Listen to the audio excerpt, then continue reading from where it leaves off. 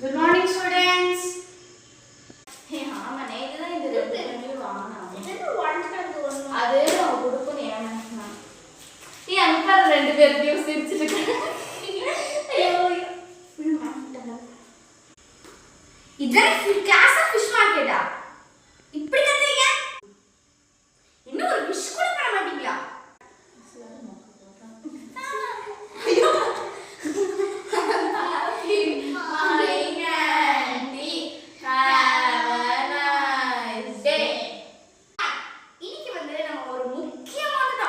பார்க்க போறோம் அது வந்து மெட்டல்ஸ் அண்ட் நான் மெட்டல்ஸ் எல்லாம் பேஜ் நம்பர் 3 எடுத்துக்கோங்க